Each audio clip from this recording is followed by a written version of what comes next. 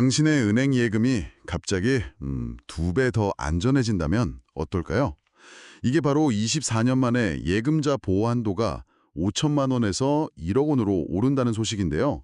오늘 저희는 당신이 보내주신 자료들을 보면서 이 변화가 구체적으로 뭘 의미하는지, 특히 당신 같은 금융 소비자, 또 돈을 맞는 저축은행 업계에는 어떤 영향을 줄지 좀 깊게 파고들어 보겠습니다. 이게 단순히 좋아졌다, 뭐 이런 얘기만은 아닐 것 같아요. 네, 맞습니다. 오는 9월 1일부터인데요. 은행, 저축은행은 물론이고 일부 보험 상품이나 증권사 예탁금까지요. 보호 한도가 1억 원으로 올라갑니다. 그리고 농협이나 수협 같은 상호금융권 기관들도 자체적으로 한도를 올릴 준비를 하고 있고요. 이렇게 되면 전체 예금 중에서 보호받는 비율이 기존에 한 49%였는데 이게 58%까지 늘어나고요.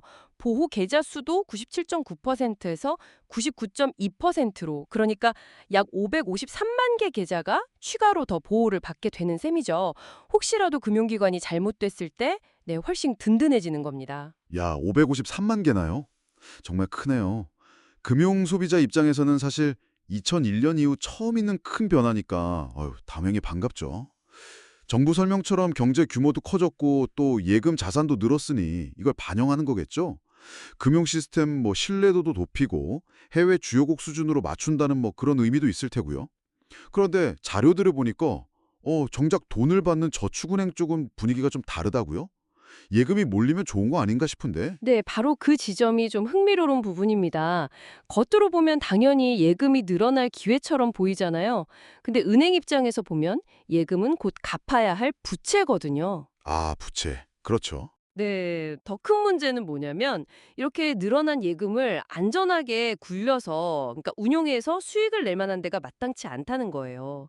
특히 요즘 계속 얘기 나오는 부동산 PF, 그 프로젝트 파이낸싱 부실 우려 때문에 대출 내주기가 훨씬 더 조심스러워진 상황이죠. 아, 그러니까 돈이 들어와도 이걸 굴려서 이자를 만들어낼 곳이 별로 없으니까 오히려 이게 좀 부담이 될 수도 있다, 이런 말씀이시네요.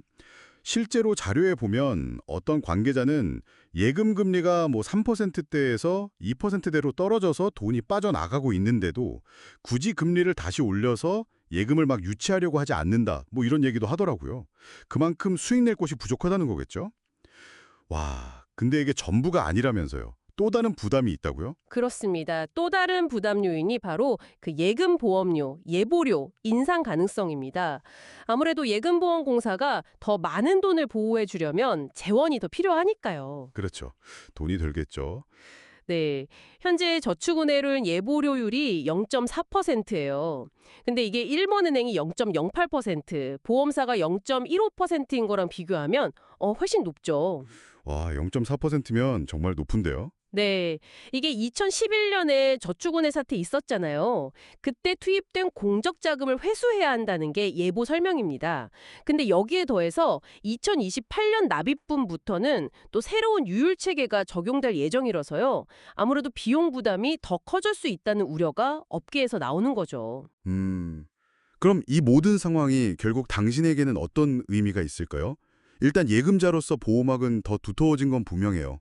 이건 좋은 소식인데, 근데 그 이면에는 저축은행들이 수익성은 나빠지고 비용 부담은 늘어나는 약간 이런 이중고에 시달릴 수 있다는 점이 숨어 있는 거네요.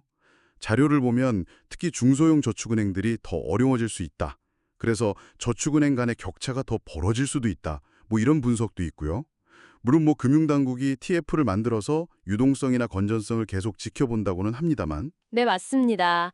정리하자면 이번 조치가 금융 소비자에게는 안정성을 더 높여주는 긍정적인 측면이 분명히 있지만 동시에 저축은행 업계에는 지금처럼 대출 환경이 어려운데 비용 부담까지 늘어나는 새로운 어떤 도전 과제를 안겨준 셈입니다.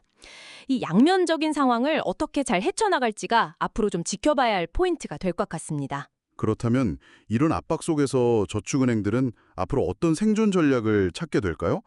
단순히 비용 줄이고 이런 걸 넘어서서 어쩌면 우리가 생각지 못한 새로운 형태의 금융상품이 나온다거나 서비스 혁신 같은 걸로 이어질 수도 있지 않을까요?